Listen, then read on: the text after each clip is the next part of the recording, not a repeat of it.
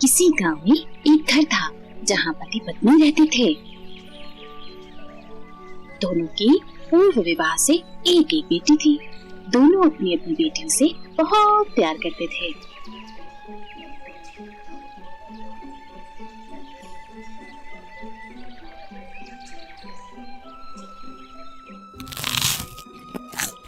अपनी बेटी को कोई काम नहीं करने देती और उसकी हर बात मानती थी, जिससे वो बहुत आलसी हो गई थी।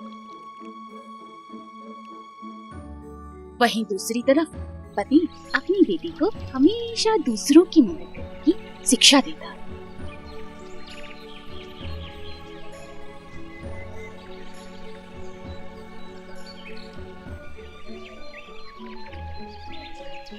और वो घर का सारा काम करती।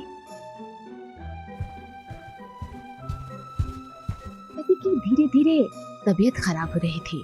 तभी उसकी बेटी फैसला करती है कि वो शहर जाके काम करेगी और खूब धन कमा के आएगी।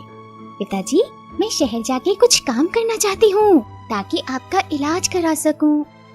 मेरी प्यारी बच्ची, तुम जो काम करो उसे हमेशा ईमानदारी और पूरे मन से करना और सबकी मदद करना। जाओ जाओ, अपनी शक्ल तभी दिखाना जब कुछ पैसा कमा लो। और बेटी चली जाती है। वह चलती रहती है मगर कुछ नहीं मिलता। 2 दिन बीत जाते हैं मगर वह चलती रहती है।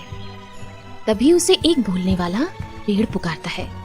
बच्ची, बच्ची, क्या तुम मेरी मदद करोगी? मेरी सारी सूखी टहनियों को तोड़ दोगी? इसके बदले मैं तुम्हें कुछ अच्छा दूंगा।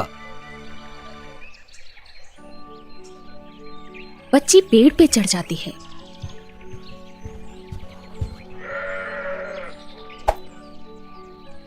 और सारी सूखी टहनियों को तोड़ देती है।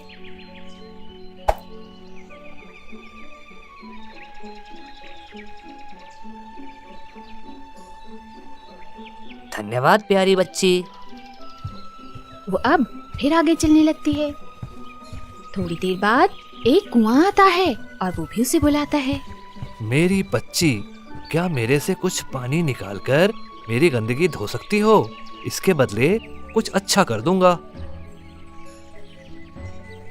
वो बिना कुछ सोचे कुएं से पानी निकालती है और उसे धो देती है। कुआं फिर से चमकने लगता है। वो अब फिर आगे चलने लगती है। थोड़ी देर बाद उसे एक तंदूर अपने पास बुलाता है। ओ लड़की, क्या तुम मेरी मदद करोगी? मैं जगह जगह से टूट गया हूँ। क्या तुम मुझे ठीक करोगी? बदले में तुम्हें अच्छा दूंगा।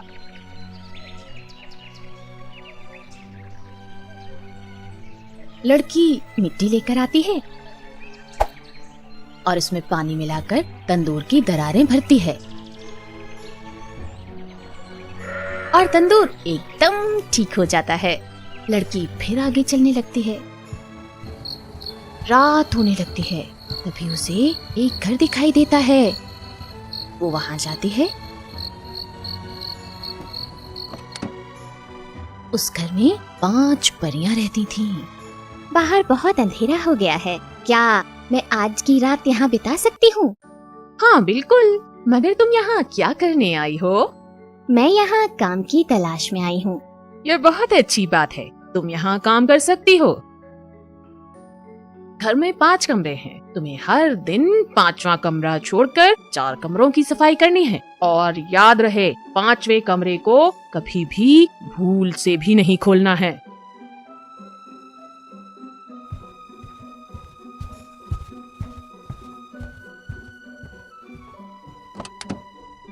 लड़की रोज 4 कमरों की सफाई करती।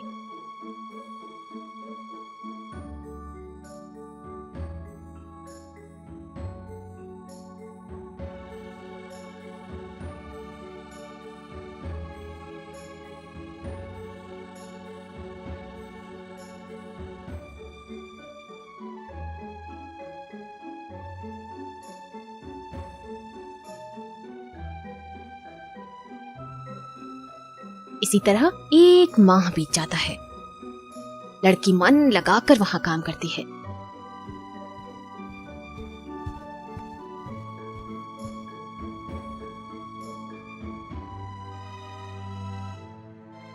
माह पूरा होने पर परियां उसे सोने के सिक्के देती हैं।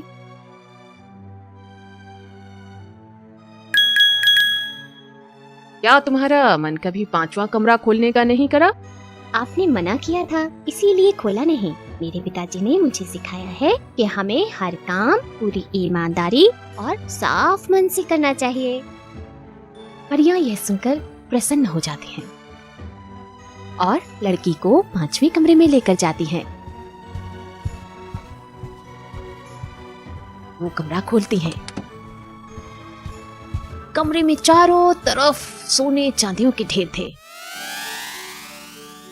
लड़की, तुम इस ढेर पर लौटो और जितनी चीजें तुम पर चिपकेंगी वो तुम्हारी हो जाएंगी। लड़की ढेर पर लौटती है और उस पर जो भी चिपकता है वह उसे लेकर वहां से चली जाती है। रास्ते में उसे फिर से तंदूर मिलता है। तंदूर ने लड़की के लिए रोटी और केक बनाए हुए थे। लड़की उन्हें खाती है और फिर आगे चलने लगती है।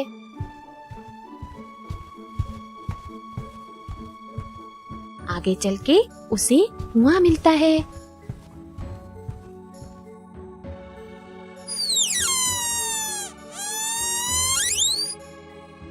उससे वो पानी पीकर अपनी प्यास बुझाती है और फिर से आगे चलने लगती है। आगे उसे पेड़ मिलता है। वो उसे मीठे फल देता है। लड़की उसे खाती है और आगे चलने लगती है।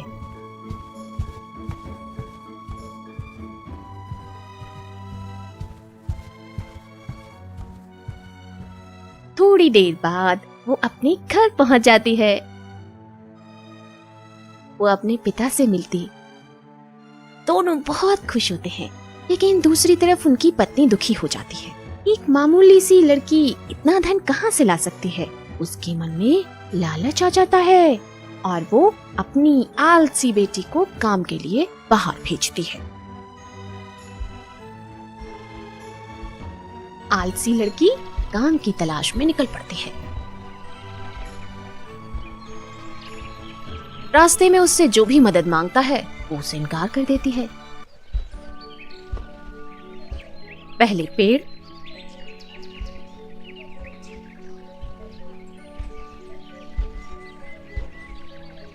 फिर कुएं,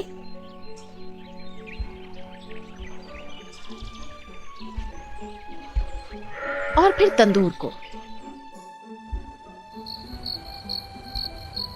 फिर उसे वह घर दिखता है जहां 5 परियां रहती हैं। वो अंदर जाती है और परियों से काम मांगती है। परियां उससे साफ सफाई का काम देती हैं।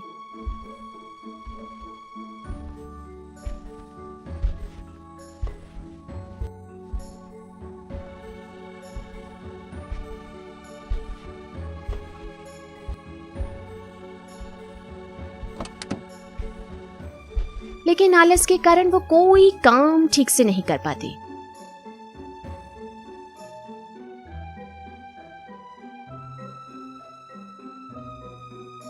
एक दिन परियां घर से बाहर थीं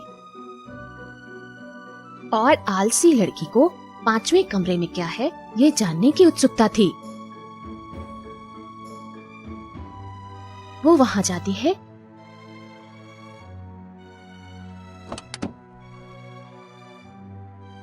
और देखती है वहां केवल मक्खियां थीं।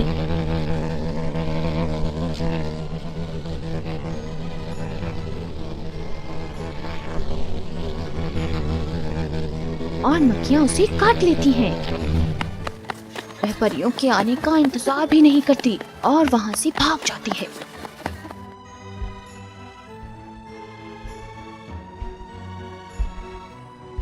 रास्ते में उसे भूख लगती है, मगर तंदूर केक देने से मना कर देता है।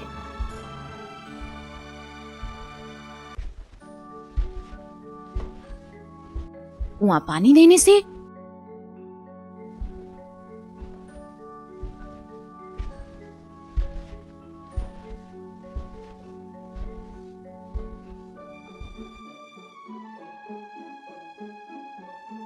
और पेड़ फल देने से इनकार कर देता है।